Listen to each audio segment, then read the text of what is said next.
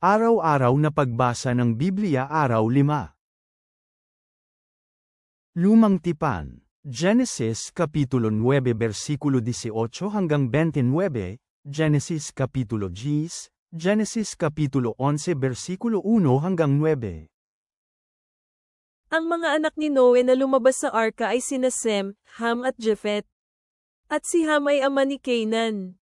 Ito ang tatlong anak ni Noe, at mula sa mga ito dumami ang tao sa buong mundo. Nagsimulang maging magsasaka si Noe, at nagtanim siya ng ubasan. Ang mga anak ni Noe na lumabas sa arka ay sina Sem, Ham at Japhet. At si Ham ay ama ni Canaan. Ito ang tatlong anak ni Noe, at mula sa mga ito dumami ang tao sa buong mundo. Nagsimulang maging magsasaka si Noe, at nagtanim siya ng ubasan.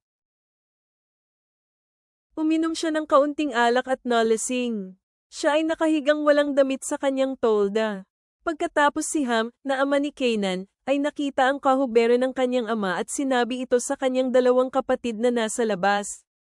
Kaya kumuha si Sem at Japhet ng damit at inilagay ito sa parehong balikat nila, at patalikod na lumakad at tinakpan ang kahubero ng kanilang ama. Ang kanilang mga mukha ay lumihis sa ibang direksyon, kaya hindi nila nakita ang kahubero ng kanilang ama. Nang nagising si Noe mula sa kanyang kalasinggan, nalaman niya kung ano ang ginawa ng kanyang bunsong anak na lalaki sa kanya. Kaya sinabi niya, sampin si Canaan. Maging isang lingkod sana siya sa mga lingkod ng kanyang mga kapatid. Sinabi rin niya, nawa si Yahweh, ang Diyos ni Shem, ay pagpalain at nawa si Canaan ay kanyang maging lingkod. Palawakin nawa ng Diyos si Japhet, at hayaan siyang gumawa ng kanyang tahanan sa mga tolda ni Shem. Maging alipin nawa niya si Canaan. Matapos ang baha, nabuhay si Noe ng 350 taon.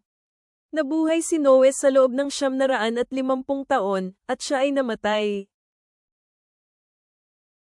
Ito ang mga kaapo-apuhan ng mga anak na lalaki ni Noe, iyon ay, sina Sem, Ham at Japhet. Nagkaanak sila ng mga lalaki pagkatapos ng baha. Ang mga anak na lalaki ni Japhet ay sina Gomer, Magog, Madai, Javan, Tubal, Meshech at Tires. Ang mga anak na lalaki ni Gomer ay sina Askenaz, Rafat, Tag-Arma. Ang mga anak na lalaki ni Jovan ay sina Elisha, Tarsis, Kitim at Dodanim. Mula sa mga ito humiwalay ang mga taong taga-baybay dagat at umalis papunta sa kani-kanilang mga lupain, bawat isa ay may sariling wika, ayon sa kanilang mga angkan, ayon sa kanilang mga bansa. Ang mga anak na lalaki ni Ham ay sina Cus, Mizraim, Put, at Canaan. Ang mga anak na lalaki ni Cus ay sina Siba, Havilah, Sabta, Rama at Sabteka. Ang mga anak na lalaki ni Rama ay sina Sheba at Diden. Si Cus ang naging ama ni Nimrod, ang naging kauna-unahang manlulupig sa mundo. Siya ay isang mahusay na mangangaso sa harapan ni Yahweh. Kaya ang mga ito'y sinabi, tulad ni Nimrod, na mahusay na mangangaso sa harapan ni Yahweh. Ang naunang mga sentro ng kanyang kaharian ay ang Babel, Erek, Akkad at Kalni, sa lupain ng Sinir. Mula sa lupaing iyon siya ay pumunta sa Assyria at tinatag ang Nineve, Rehoboth-ir, Cail, at Rezin, na nasa pagitan ng Nineve at Cail. Ito ay malaking lungsod. Si Mizraim ang naging ama ng mga Ludites, mga Anamites, mga Lehabites, mga Naphthalites, ng mga Pathrusites, mga Kaslaites, kung kanino nagmula ang mga Filisteo, at mga Caphtorites. Si Canaan ang naging ama ni Sidon, na kanyang panganay, at ni Heth. Gayon din ng mga Jebuso, ng mga Amoaryo, ng mga Gergesea, ng mga Havita, ng mga Ereseo, ng mga Sineo, ng mga Arvadeo, ng mga Zimaaryo at ng mga Hameteo. Pagkatapos kumalat ang mga angka ng mga Kananiyo. Ang hangganan ng mga Kananiyo ay mula sa Sidon, sa direksyon ng Gerar, hanggang sa Gaza, at habang ang isa ay patungong Sodoma, Gomora, Adma, at Zeboim, hanggang sa Lasha. Ito ang mga anak na lalaki ni Ham, ayon sa kanilang mga angkan, ayon sa kanilang mga wika, sa kanilang mga lupain, at sa kanilang mga bansa. Nagkaanak din ng mga lalaki si Sem, ang nakatatandang kapatid na lalaki ni Japhet. Si Sem din ang ninuno ng lahat ng tao sa Eber. Ang mga anak na lalaki ni Sem ay sina Elam, Asher, Arphaxad, Lod, at Aram. Ang mga anak na lalaki ni Aram ay sina Uz, Hul, Gether, at Meshech. Si Arphaxad ang naging ama ni Sheila, at si Sheila ang naging ama ni Eber. Si Eber ay may 2 anak na lalaki. Ang pangalan ng isa ay Peleg dahil sa kanyang panahon nahati ang mundo. Ang pangalan ng kanyang lalaking kapatid ay Joktan. Si Joktan ang naging ama ni na Almodad, Shelef, Hazarmavet, Jera, Had-Orem, Uzel, Dikla, Obol, Abimael, Sheba, Ophir, Havilah, at Jobab. Ang lahat ng mga ito ay anak ni Joktan. Ang kanilang nasasakupan ay mula sa Mesha hanggang sa Sefer, ang bundok ng silangan. Ito ang mga anak ni Sem, ayon sa kanilang mga angkan at sa kanilang mga wika, sa kanilang mga lupain, ayon sa kanilang mga bansa. Ito ang mga angkan ng mga anak na lalaki ni Noe, ayon sa kanilang mga tala ng angkan, ng kanilang mga bansa. Mula sa mga ito nagkahiwalay ang mga bansa at kumalat sa mundo matapos ang baha. Ngayon ang buong mundo ay gumagamit ng iisang wika at parehong mga salita. Sa kanilang paglalakbay sa silangan, nakatagpo sila ng isang kapatagan sa lupain ng Shinar at doon sila nanirahan. Sinabi nila sa isa't isa, "Halik kayo, gumawa tayo ng mga laryo at lutuin nating mabuti." Laryo ang gamit nila sa halip na bato at alkaitran bilang semento. Sinabi nila, "Halik kayo, magtayo tayo ng isang lungsod at isang tore para sa atin kung saan ang tuktok ay aabot hanggang langit, at gumawa tayo ng pangalan para sa ating mga sarili. Kung hindi natin gagawin ito, magkakawatak-watak tayo sa buong mundo." Kaya bumaba si Yahweh para tingnan ang lungsod at ang toreng itinayo ng mga kaapo-apuhan ni Adan. Sinabi ni Yahweh, "Tingnan ninyo, sila ay iisang bayan na may iisang wika, at sinisimulan nilang gawin ito. Hindi magtatagal lahat ng gusto nilang gawin ay hindi na magiging imposible para sa kanila. Halik kayo, bumaba tayo at lituhin natin ang kanilang wika roon, para hindi nila maintindihan ang isa't isa." Kaya ikinalat sila ni Yahweh mula roon tungo sa lahat ng dako ng mundo at huminto sila sa pagtatayo ng lungsod. Kaya, pinangalanan itong Babel, dahil doon ito ni Yahweh ang wika ng buong mundo at mula roon ikinalat sila ni Yahweh sa iba't ibang dako ng mundo. Sinabi ni Yahweh, "Tingnan ninyo, sila ay iisang bayan na may iisang wika, at sinisimulan nilang gawin ito. Hindi magtatagal lahat ng gusto nilang gawin ay hindi na magiging imposible para sa kanila. Halik kayo, bumaba tayo at lituhin natin ang kanilang wika roon, para hindi nila maintindihan ang isa't isa." Kaya ikinalat sila ni Yahweh mula roon tungo sa lahat ng dako ng mundo at huminto sila sa pagtatayo ng lungsod.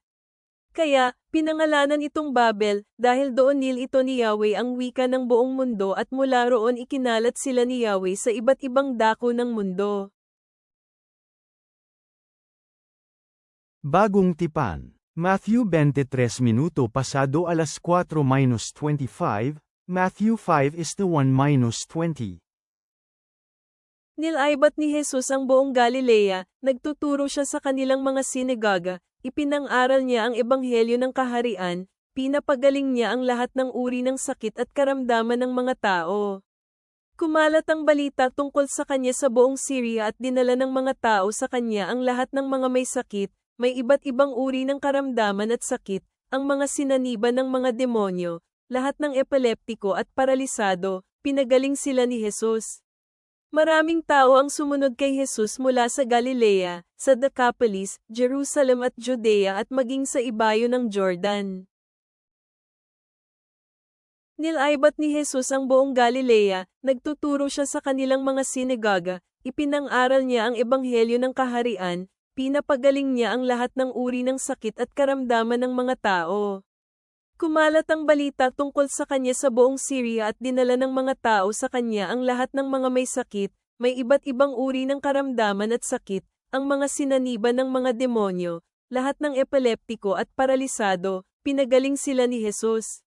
Maraming tao ang sumunod kay Jesus mula sa Galilea, sa Decapolis, Jerusalem at Judea at maging sa ibayo ng Jordan. Noong nakita ni Jesus ang maraming tao, umakyat siya sa bundok. Nang makaupo na siya, lumapit sa kanya ang mga alagad niya.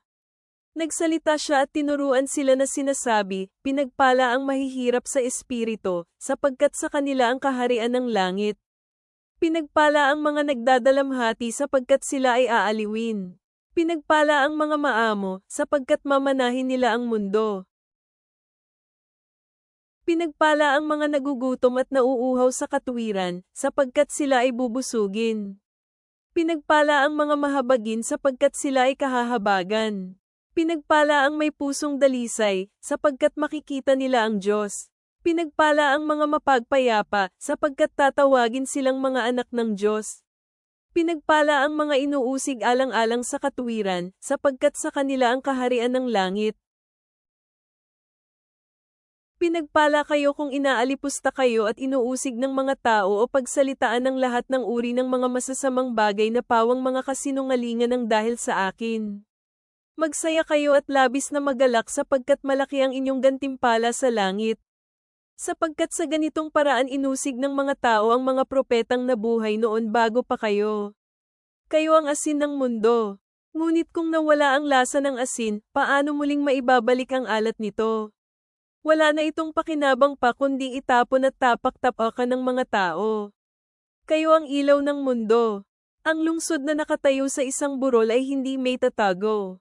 Ni hindi nagsisindi ang mga tao ng lampara at ilagay sa loob ng basket, bagkus sa isang patungan ng ilawan, at magliliwanag ito sa lahat ng nasa bahay. Hayaan ninyong magliwanag ang inyong ilaw sa harapan ng mga tao sa paraang makikita nila ang inyong mga mabubuting gawa at papurihin ang inyong amang nasa langit. Huwag ninyong isipin na pumarito ako upang sirain ang kautusan o ang mga propeta.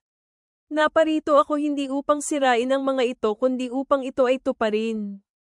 Sapagkat totoo itong sinasabi ko sa inyo, hanggang hindi lilipas ang langit at lupa, wala ni isang tuldok o kudlit man ang mawawala sa kautusan, hanggang sa ang lahat ng mga bagay ay maganap.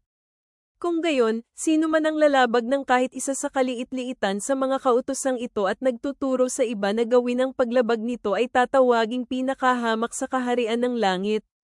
Ngunit ang sino mang tumyupad sa mga ito at itinuturo sa iba na tupariin ito ay tatawaging dakila sa kaharian ng langit.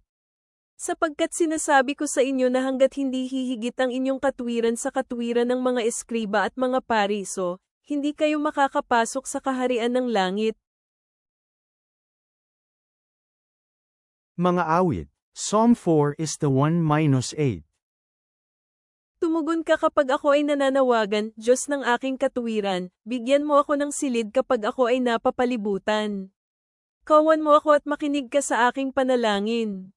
Kayong mga tao, gaano ninyo katagal papalitan ng aking karangalan ng kahihiyan? Gaano ninyo katagal mamahalin ng mga walang halaga at maghahangad ng mga kasinungalingan? Pero alamin ninyo na hinihiwalay ni Yahweh ang mga makadiyos para sa kanyang sarili. Didinig si Yahweh kapag tumatawag ako sa kanya. Manginig kayo sa takot, pero huwag kayong magkasala. Magnilay-nilay sa inyong puso sa inyong higaan at manahimik. Ihandog ang mga alay ng katwiran at ilagay ang inyong tiwala kay Yahweh.